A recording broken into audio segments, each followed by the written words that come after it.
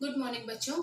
आज हम 9th की साइंस का 5th चैप्टर पढ़ना स्टार्ट करेंगे। 5th चैप्टर है जीवन की आधारभूत इकाई, the fundamental unit of life. और 8वीं कक्षा तक हम ये पढ़ के आए हैं कि चाहे वो पादप कोशिकाएं हैं, पादप हैं या जंतु हैं, ये सब छोटी छोटी चीजों से मिलकर बने होते हैं जिन्हें हम कहते हैं कोशिका। तो हमें ये तो पता है कि जीवन की आधारभूत इकाई क्या है, कोशिका है।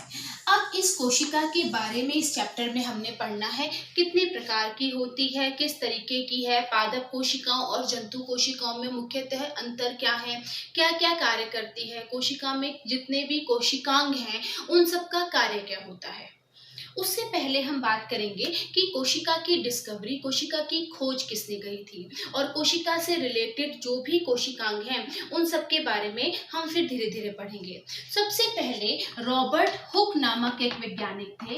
रॉबर्ट हुक ने 1665 में 1665 में पौधों की कॉर्क में, जो कि वृक्ष की छाल से प्राप्त होती है, तो कॉर्क में अपने स्वनिर्मित माइक्रोस्कोप के द्वारा कॉर्क को ऑब्जर्व किया था, उसको देखा था। तो जब उसने कॉर्क को उसमें देखा तो उसे मधुमक्खी की छत्ते की तरह के कुछ compartments, Honey comb like compartments उसे दिखाई दिए। इस तरीके के बॉक्सेस उसे दिखाई दिए। क्योंकि पौधे की छाल की कोशिकाएं थी, इसे कंपार्टमेंट जो थे वो खाली थे, यानी कि ये कोशिकाएं जो थी वो मृत थी। तो इन छोटे छोटे कंपार्टमेंट्स को उसने नाम दिया सेल, या जिसे हम कहते हैं छोटा कमरा। रॉबर्ट हुक ने सबसे पहले 1665 में मृत कोशिकाओं को डिस्कवर किया। उसके बाद की डिस्कवरीज के बारे में बात करेंगे। मृत कोशिकाओं की डिस्कवरी करने के बाद 1665 में रॉबर्ट हुक के द्वारा मृत कोशिकाओं की डिस्कवरी करने के बाद 1674 में 1674 में ल्यूवेनहॉक ने पॉन्ड में, पानी के तालाब में जीवित कोशिकाओं की खोज की थी। इसके बाद 1831 में रॉबर्ट ब्राउन जो साइंटिस्ट आए, रॉबर्ट ब्राउन ने सबसे पहले पादप कोशिकाओं और जंतु कोशिकाओं के मुख्य सेंट्रल पार्ट यानी कि नाभिक की खोज की 1831 में रॉबर्ट ब्राउन ने। इसके बाद दो वैज्ञानिक आए, श्लीडन और श्वान। श्लीडन अलग जगह पर काम कर रहे थे, श्वान अलग जगह पर काम कर रहे थे। दोनों ने मिलकर सबसे पहले सेल थ्योरी दी। सेल थ्योरी ये कहती है कि जितने भी जीव जंतु हैं, चाहे वो पौधे हैं या जंतु हैं, वो सभी के सभी कोशिकाओं से मिलकर बने होते हैं। सभी कोशिकाएं, जो नई कोशिकाएं हैं, वो पुरानी कोशिकाओं से बनती हैं। इसी सेल थ्योरी को एडिशन किया विर्चो ने। विर्चो ने ये बताया कि जो नई सेल्स है, नई कोशिकाएं हैं, वो प्री एग्जिस्टिंग कोशिकाओं यानी कि पहले से उपस्थित कोशिकाओं से बनी होती हैं। ये सारे काम धीरे धीरे धीरे धीरे होते गए और हमें ये पता चलता गया कि कोशिकाएं किस प्रकार से हैं, उनके भीतरी भाग किस तरीके के हैं और किस तरीके से इनकी हमने डिस्कवरी करी। सबसे पहले जब रॉबर्ट हुक ने काम किया था तो उसने सबसे पहले अपने बनाए गए सिंपल माइक्रोस्कोप का उपयोग किया। उसके बाद फिर हमारे पास आए कंपाउंड माइक्रोस्कोप, और अब हम जो चीजें देखते हैं उसके बाद जो आए वो इलेक्ट्रॉन माइक्रोस्कोप, और अब और भी बड़े प्रकार के सूक्ष्मदर्शियों से हम कोशिकाओं के बारे में अध्ययन करते हैं और नई नई चीजों की डिस्कवरीज भी करते हैं। अब बात आती है कि हम कैसे बोल सकते हैं कि कोशिका जो है वो जीवन का मूलभूत आधार है। हमें पता है कि जिस प्रकार से एक दीवार जो है वो छोटी छोटी ईंटों से मिलकर बनी होती है, ठीक उसी प्रकार से हमारे शरीर की कोशिकाएं भी, हमारा शरीर भी है वो छोटी छोटी कोशिकाओं से मिलकर बना होता है। जब हम प्याज की झिल्ली वाला एक्सपेरिमेंट करते हैं, जो आपने 8th क्लास में भी किया होगा, जब हम प्याज की झिल्ली को माइक्रोस्कोप में देखते हैं तो हमें इस प्रकार की कोशिकाएं जो हैं वो दिखाई देती हैं। अब ये एक ईंट की दीवार की तरह ही दिखाई दे रहा है। तो ये जो सारी चीजें हैं, ये सारी चीजें क्या हैं, ये अलग अलग कोशिकाएं हैं जिनसे मिलकर वो झिल्ली बनी होती है। तो इस प्रकार हमें ये पता चलता है कि जितने भी जीवित जीव हैं, चाहे वो पौधे हैं या वो जंतु हैं, उनका शरीर कोशिकाओं से मिलकर बना होता है। अब आती है बात कि ये जो कोशिकाएं हैं ये किस प्रकार से हमारे शरीर में या पौधों में रहती हैं। अलग अलग प्रकार के जीव जो है वो अलग अलग तरीके की कोशिकाओं से मिलकर बने होते हैं। हमारे पास इतनी वैरायटी ऑफ एनिमल्स हैं, वैरायटी ऑफ जीव हैं जो कुछ केवल एक ही कोशिका से मिलकर बने हैं या कई ऐसे हैं जिनमें की कोशिकाओं का समूह है। जैसे हम मनुष्य के शरीर की बात करें तो हमारे शरीर में विभिन्न विभिन्न कोशिकाएं आपस में मिलकर ऊतक बनाती हैं, ऊतक से अंग, अंग से फिर अंग तंत्र और फिर इस तरीके से हमारे पूरे शरीर का निर्माण होता है। जबकि यहीं पर अगर हम अमीबा की बात करें, अमीबा या पैरामीशियम ये वो जीव है जो केवल एक ही कोशिका से मिलकर बने होते हैं। तो यहाँ पर हम कोशिका से बनने वाले जीवों को दो कैटेगरीज में डिवाइड कर देते हैं। वो जीव जो केवल एक ही, जिनका शरीर केवल एक ही कोशिका से मिलकर बना होता है, वो कहलाते हैं एक कोशिकीय जीव। जबकि वो जीव जिनका शरीर दो या दो से अधिक कोशिकाओं से मिलकर बना होता है वो कहलाते हैं बहुकोशिकीय जीव। एक कोशिकीय या हम इन्हें कहते हैं यूनिसेल्युलर। यूनि मतलब सिंगल, वन, यूनिसेलुलर यानी कि एक कोशिका से मिलकर बने हैं। जबकि बहुकोशिकीय यानी कि वो जीव जिनका शरीर दो या दो से ज्यादा कोशिकाओं से मिलकर बना है वो कहलाते हैं मल्टीसेलुलर ऑर्गेनिज्म। एक कोशिकीय जीवों के उदाहरण हमारे पास हैं जैसे कि अमीबा, पैरामीशियम। बहुकोशिकीय जीवों में हमारे पास हैं पेड़ पौधे, जीव जंतु, ये सारे बहुकोशिकीय जीवों की कैटेगरीज में आते हैं। एक कोशिकीय जीवों में जो शरीर के कार्य होते हैं वो केवल एक ही कोशिका के द्वारा संपन्न होते हैं। अमीबा है, अमीबा में जितने भी कार्य होते हैं वो उस एक कोशिका के द्वारा संपन्न किया जाता है। एक कोशिकीय अमीबा है, इसमें भोजन का पाचन, श्वसन, गमन जो भी कार्य है वो केवल इस एक कोशिका के द्वारा संपन्न होता है। जबकि जो बहुकोशिकीय जीव हैं उनमें हर कार्य को करने के लिए अलग अलग अंगों का, अलग अलग अंग तंत्रों का निर्माण होता है। जैसे कि श्वसन के लिए आपके पास एक वेल डेवलप्ड श्वसन तंत्र है, पाचन के लिए हमारे पास पाचन तंत्र है, हमारे शरीर की संवेदनाओं को ग्रहण करने के लिए हमारे पास एक पूरा नर्वस सिस्टम प्रेजेंट है। तो इस प्रकार से बहुकोशिकीय जीवों में कार्य करने के लिए अलग अलग प्रकार से अलग अलग तंत्र विकसित होते हैं। अब क्योंकि एक कोशिकीय और बहुकोशिकीय जीवों में ये मुख्य अंतर है श्रम का विभाजन, लेकिन अगर हम एक कोशिकीय जीवों की बात करें तो वहां पर भी कार्य कोशिका के द्वारा ही हो रहा है, निर्माण कोशिका के द्वारा हुआ है, शरीर के विभिन्न कार्य भी वही कोशिका कर रही है। इसी प्रकार से अगर हम बहुकोशिकीय जीवों की बात करें तो शरीर का निर्माण कोशिकाओं के मिलने से हुआ है और शरीर के विभिन्न कार्य भी वही कोशिकाएं आपस में मिलकर कर रही हैं, चाहे ऊतक बनाकर या अंग बनाकर। इन्हीं कारणों से कोशिकाओं को जीवन की संरचनात्मक और कार्यात्मक इकाई भी कहा जाता है। संरचनात्मक इसलिए क्योंकि कोशिक, चाहे वो एक कोशिकीय जीव हो या बहुकोशिकीय जीव हो, सबका शरीर, सबका पूरा आधार जो है वो कोशिका है, सब कोशिकाओं से मिलकर बने हैं और यही कोशिकाएं प्रत्येक शरीर के विभिन्न कार्यों को करती हैं, इसलिए कार्यात्मक इकाई। बात कि अगर हम कोशिकाओं के शरीर में मुख्यतः किन किन चीजों के बारे में हम पढ़ेंगे तो हम एक कोशिका में मुख्य 3 चीजों के बारे में पढ़ेंगे। सबसे पहली जो आधारभूत बाउंडिंग स्ट्रक्चर है जिसने कोशिका को पूरे तरीके से बांध के रखा है, ये जो चीज है इसे कहा जाता है सेल मेम्ब्रेन या प्लाज्मा मेम्ब्रेन। कोशिका झिल्ली या प्लाज्मा झिल्ली भी इसे कहते हैं। इसके बाद मध्य में हमारे पास एक कंट्रोलिंग यूनिट हम कह सकते हैं, वो चीज जो कि पूरी कोशिका का नियंत्रण करती है, जिसे हम लोग कहते हैं केंद्रक या न्यूक्लियस।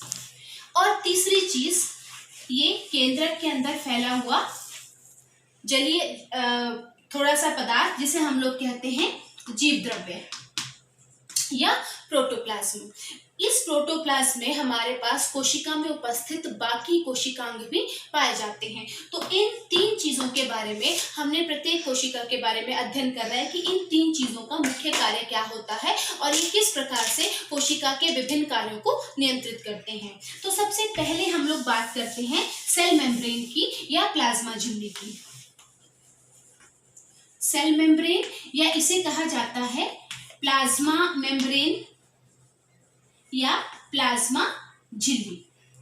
सेल मेम्ब्रेन चाहे वो पादप कोशिकाएं हैं चाहे वो जंतु कोशिकाएं हैं, सभी में उपस्थित होती है।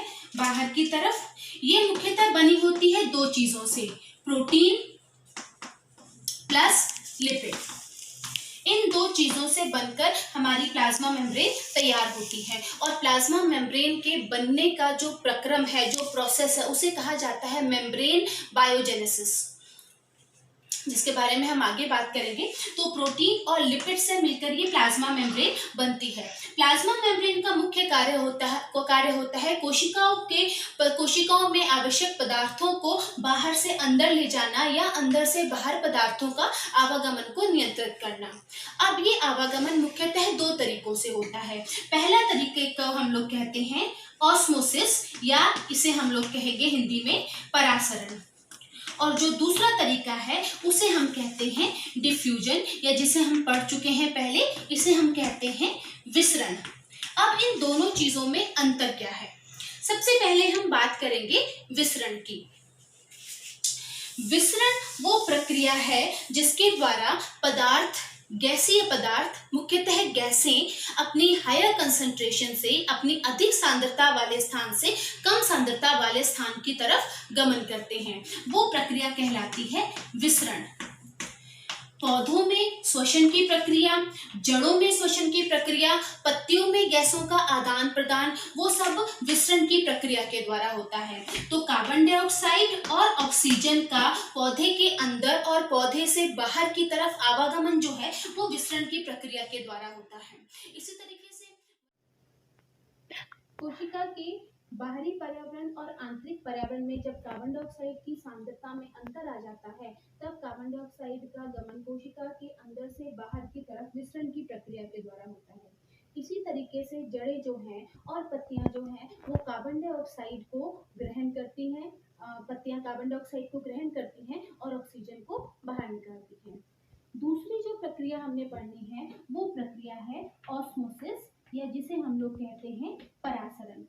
परासरण की प्रक्रिया भी विसरण की प्रक्रिया की तरह ही है। यहाँ पर भी पदार्थों का गमन उसकी अधिक सांद्रता से कम सांद्रता की तरफ हो रहा है, लेकिन through a semi permeable membrane. Plasma झिल्ली जो है एक सेमी परमिएबल मेम्ब्रेन या अर्धपारगम्य झिल्ली कही जाती है। अर्धपारगम्य झिल्ली इसलिए कहते हैं क्योंकि प्लाज्मा मेम्ब्रेन कुछ निश्चित पदार्थों को जिनकी जरूरत कोशिका में है, उन पदार्थों को कोशिका के अंदर जाने देती है और बाकी पदार्थों को कोशिका के अंदर जाने से रोकती है। तो इसलिए प्लाज्मा मेम्ब्रेन को सेमी परमिएबल मेम्ब्रेन या अर्धपारगम्य झिल्ली कहा जाता है। तो उस अर्धपारगम्य झिल्ली के द्वारा जब पदार्थ अपनी अधिक सांद्रता से, पदार्थ में मुख्यतः जल, जब अपनी अधिक सांद्रता से यानी कि अपनी ज्यादा कंसंट्रेशन से कम सांद्रता की तरफ गति करता है, तब इस प्रक्रिया को कहा जाता है परासरण या ऑस्मोसिस। तो ऑस्मोसिस के द्वारा भी पौधों और जीवों में पानी का आवागमन, जल का आवागमन जो है वो होता है। अब इस आवागमन को समझाने के लिए हमारे पास 3 एक्टिविटीज है और परासरण के आधार पर हमने कोशिकाओं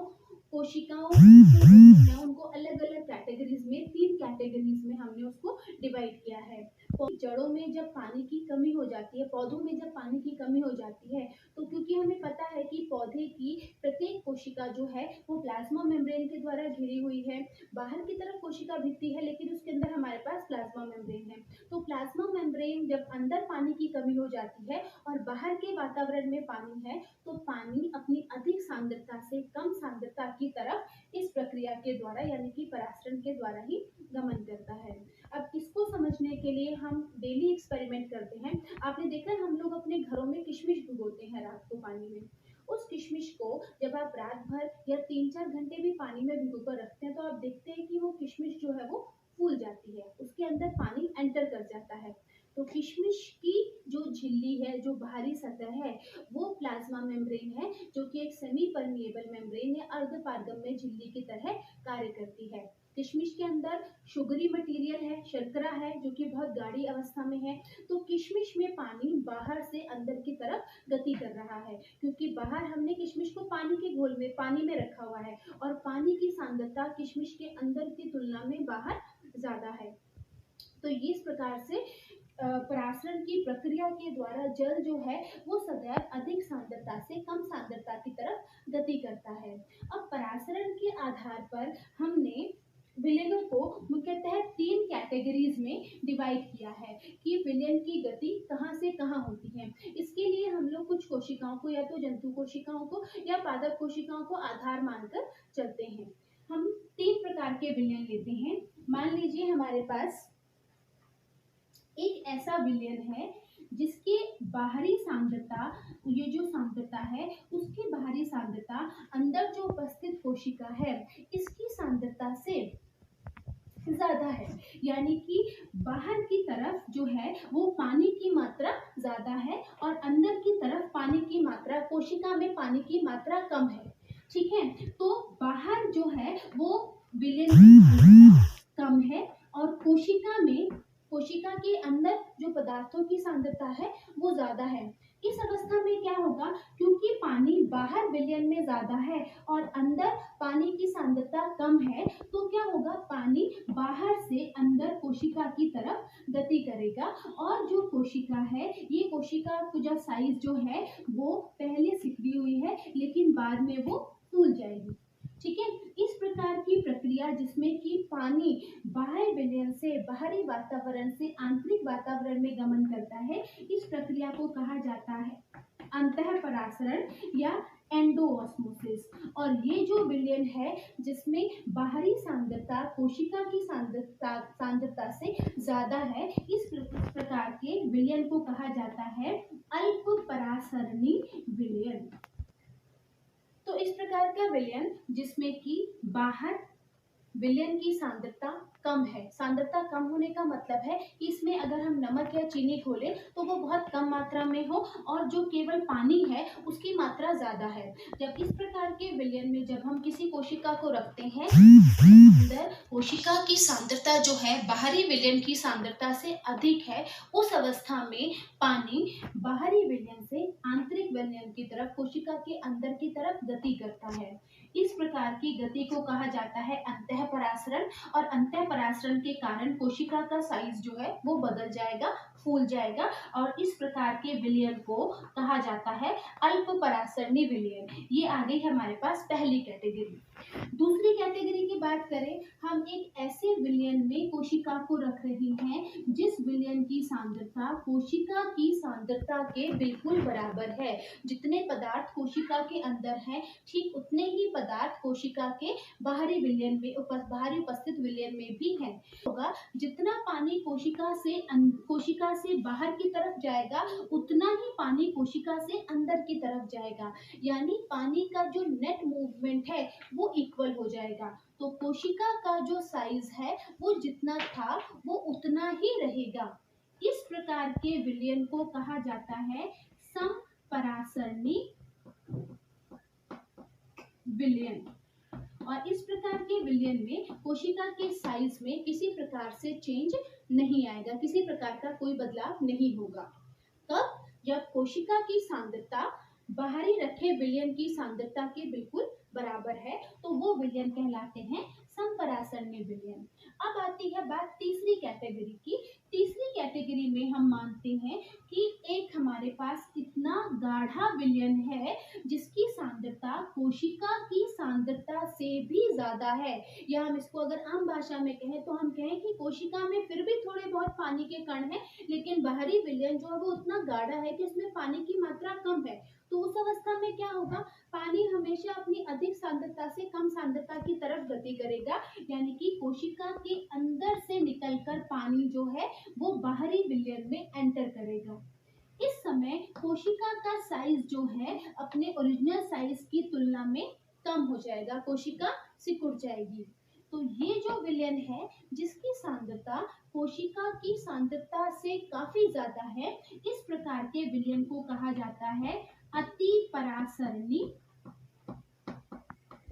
विलयन। और इसमें कोशिकाओं को रखने पर कोशिका जो है वो सिकुड़ जाएगी। ऑस्मोसिस के आधार पर, परासरण के आधार पर हमने 3 प्रकार के विलयन की बात करी। पहला विलयन था अल्पपरासरणी विलयन जिसकी सांद्रता कोशिका की सांद्रता से कम है, यानी कि बाहर पानी की मात्रा ज्यादा है, कोशिका के अंदर पानी की मात्रा कम है। तो क्या होगा, बाहरी विलयन से कोशिका के अंदर की तरफ पानी मूव करेगा और कोशिका का साइज बड़ा हो जाएगा, जैसा कि यूजुअली हम किशमिश के केस में देखते हैं। ठीक है। दूसरी कंडीशन है समपरासरणीय विलयन। वो विलयन जिसमें पानी की मात्रा कोशिका के अंदर उपस्थित पानी की मात्रा के बराबर है, या हम कहें कि जिसकी सांद्रता कोशिका की सांद्रता के बिल्कुल बराबर है। इस अवस्था में पानी का नेट मूवमेंट 0, जितना पानी कोशिका के अंदर जाएगा उतना ही पानी कोशिका से बाहर निकल जाएगा, तो कोशिका के साइज में कोई परिवर्तन नहीं होगा। वो विलयन कहलाता है समपरासरणीय विलयन। तीसरा विलयन है अतिपरासरणीय विलयन, जिसकी सांद्रता कोशिका की सांद्रता से भी बहुत ज्यादा है। इस अवस्था में कोशिका में से पानी निकलकर बाहरी विलयन में आएगा और कोशिका का साइज जो है वो कम हो जाएगा। इस प्रकार परासरण के आधार पर हमारे पास 3 विलयन आ गए। इसके लिए हमारे पास 9th क्लास की बुक में हैं। पहली एक्टिविटी जिसकी बात मैंने आपको कही, रेजिन्स वाली, जो हम करके देख सकते हैं। हमारे पास सबके घरों में किशमिश जरूर उपस्थित होगी, तो आप किशमिश को रात को पानी में भिगो दीजिए, सुबह आप देखेंगे अंतःपरासरण की प्रक्रिया, किशमिश का साइज फूलकर बड़ा हो जाएगा। आपने देखा होगा जब हम घर में खीर बनाते हैं, उसमें जब हम किशमिश डालते हैं तो बाद में जब हम खीर खाते हैं तो किशमिश के दाने जो है वो काफी बड़े हो चुके होते हैं। ठीक है। इसी तरीके से अंगूर के दानों को अगर हम नमक के पानी में डाल दें, काफी ज्यादा नमक हम पानी में घोलकर उसमें हम अंगूर के दाने रखें, तो आप देखेंगे कि नमक अंगूर का साइज जो है वो सिकुड़ जाएगा। और उसमें से क्यों? क्योंकि उसमें हो जाएगा बाह्य परासरण। यहाँ पर अति परासरण विलयन में कोशिका को रखने पर पानी क्योंकि अंदर से बाहर आ रहा है, तो इस प्रक्रिया को कहा जाता है बाह्य परासरण। इस प्रकार विसरण और परासरण ये 2 प्रक्रियाएं हैं जिनके द्वारा प्लाज्मा भित्ति में पदार्थों का आवागमन होता है, चाहे वो गैसीय पदार्थ हो या जल हो। अलवण जल में रहने वाले जीवों में भी गैसों का आदान प्रदान, ऑक्सीजन और कार्बन डाइऑक्साइड का आदान प्रदान परासरण की प्रक्रिया के द्वारा होता है। पौधों में जड़ों के द्वारा जल का अवशोषण भी परासरण की प्रक्रिया के द्वारा ही होता है। क्योंकि प्लाज्मा झिल्ली लिपिड और प्रोटीन की बनी होती है, इसलिए ये 2 मुख्य कार्बनिक पदार्थ हैं। प्लाज्मा झिल्ली लचीली होती है। प्लाज्मा झिल्ली के लचीले होने का बहुत अच्छा एग्जाम्पल हमें मिलता है अमीबा में। अमीबा एक कोशिकीय जीव है, इसकी प्लाज्मा झिल्ली लचीली है, इसका शरीर लगातार शेप चेंज करता रहता है। तो जब अमीबा को किसी प्रकार से भोजन नजर आता है तो अमीबा की प्लाज्मा झिल्ली, मान लीजिए अमीबा को ये भोजन नजर आया है, अमीबा की प्लाज्मा झिल्ली लचीली होने के कारण अपने आप को भोजन की तरफ आगे की तरफ भेजती है। तो इसकी जो प्लाज्मा झिल्ली है वो कुछ इस तरीके से पैरों जैसी संरचनाओं का निर्माण करती हैं। इन पैरों जैसी संरचनाओं को आभासी पादाप या सूडोपोडिया भी कहते हैं। ये सूडोपोडिया उस शिकार के चारों तरफ अपने आप को कवर कर लेते हैं और उस शिकार को अपने अंदर ग्रहण कर लेते हैं और ये बन जाती है खाद्यधानी। इस प्रकार से प्लाज्मा झिल्ली के लचीलेपन की वजह से अमीबा अपना भोजन ग्रहण करता है। अमीबा का प्लाज्मा झिल्ली के लचीलेपन की वजह से अपना भोजन ग्रहण करना ये बहुत एक इम्पॉर्टेंट प्रक्रिया है और इस इम्पॉर्टेंट प्रक्रिया को हम कहते हैं एंडोसाइटोसिस। इस प्रक्रिया का नाम है एंडोसाइटोसिस और ये हमारे पास एग्जाम में पूछा जाने वाला एक कॉमन क्वेश्चन है कि एंडोसाइटोसिस क्या है। अमीबा अपनी लचीली प्लाज्मा झिल्ली की वजह से अपने कूट पादाप बनाता है, सूडोपोडिया बनाता है और उसकी वजह से उसके द्वारा वो अपना भोजन ग्रहण करता है। तो अमीबा के भोजन ग्रहण की प्रक्रिया कहलाती है एंडोसाइटोसिस। इसी प्रकार से प्लाज्मा झिल्ली जो है वो प्रत्येक कोशिका के विभिन्न कार्यों को करने में हेल्प करती है। प्लाज्मा झिल्ली के अलावा पादप कोशिकाओं में एक अतिरिक्त संरचना बाहरी झिल्ली, एक और बाहरी भित्ति पाई जाती है जिसे कहते हैं हम कोशिका भित्ति। जब हम पादप कोशिका और जंतु कोशिकाओं के बारे में पढ़ते हैं तो इनकी दोनों के बीच में मुख्य अंतर होता है कोशिका भित्ति का पाया जाना। कोशिका भित्ति केवल पादप कोशिकाओं में पाई जाती है जिसे हम लोग कहते हैं सेल वॉल। ये कोशिका भित्ति एक मुख्य पदार्थ से बनी होती है जो कि एक बहुत ही कॉम्प्लिकेटेड कार्बोहाइड्रेट है जिसे हम लोग कहते हैं सेल्यूलोज। कोशिका भित्ति सेल्यूलोज की बनी होती है। प्लाज्मा झिल्ली बनी थी प्रोटीन और लिपिड्स की। इस सेल्यूलोज की कोशिका भित्ति होने की वजह से पादप कोशिकाएं जंतु कोशिकाओं की तुलना में फिक्स्ड शेप वाली होती हैं और मजबूत होती हैं। जब हम अंतःपरासरण की बात करते हैं, जब हम एक जंतु कोशिका को एक अल्प परासरणी विलयन में रखते हैं और एक पादप कोशिका को उसी प्रकार के एक अल्प परासरणी विलयन में रखते हैं, तो जंतु कोशिकाओं में जब अंतःपरासरण की प्रक्रिया होती है, जब उसके अंदर पानी एंटर करता है, तो एक ऐसी स्टेज आती है कि प्लाज्मा झिल्ली रप्चर हो जाती है, फट जाती है। जबकि पादप कोशिकाएं में जब पानी एंटर करता है तो पादप कोशिकाएं जो हैं वो फटती नहीं हैं। क्यों? क्योंकि प्लाज्मा झिल्ली के बाहर की तरफ एक और प्रोटेक्टिव कवरिंग है, एक हार्ड कवरिंग है, जिसे कहा जाता है कोशिका भित्ति। तो पौधों और जंतुओं में एक मुख्य अंतर, पादप कोशिकाओं और जंतु कोशिकाओं में एक मुख्य अंतर है कोशिका भित्ति का पाया जाना। कोशिका भित्ति का मुख्य प्रभाव हम एक और प्रक्रिया के द्वारा देखते हैं, जिस प्रक्रिया को हम लोग कहते हैं जीव द्रव्य कुंचन।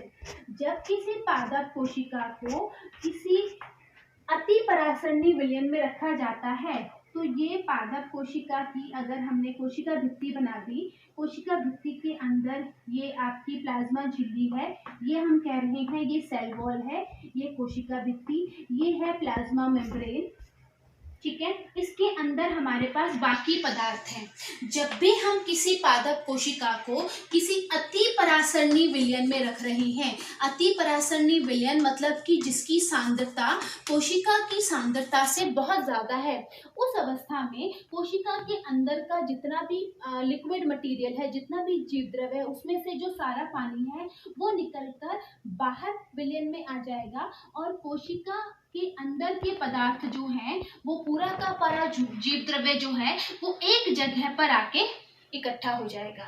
पर जीव द्रव्य संकुचित हो जाता है, इसलिए इस प्रक्रिया को कहा जाता है जीव द्रव्य कुंचन या प्लाज्मोलिसिस। इसी कोशिका को अगर हम किसी अल्प परासरणी विलयन में रखेंगे तो फिर से पानी इसमें एंटर करेगा और ये फिर से अपना पुनः आकार जो है वो ले लेगी। तो ये जीव द्रव्य कुंचन की प्रक्रिया जो है ये हमें पादप कोशिकाओं में देखने को मिलती है। तो ये है पादप कोशिकाओं का एक मुख्य एडिशनल चीज, जिसे हम लोग कहते हैं कोशिका भित्ति। अब हमारे पास बचती हैं कोशिका के दो मुख्य भाग, केंद्रक और कोशिका द्रव्य। केंद्रक और कोशिका द्रव्य के बारे में हम अपने अगले वीडियो में पढ़ेंगे।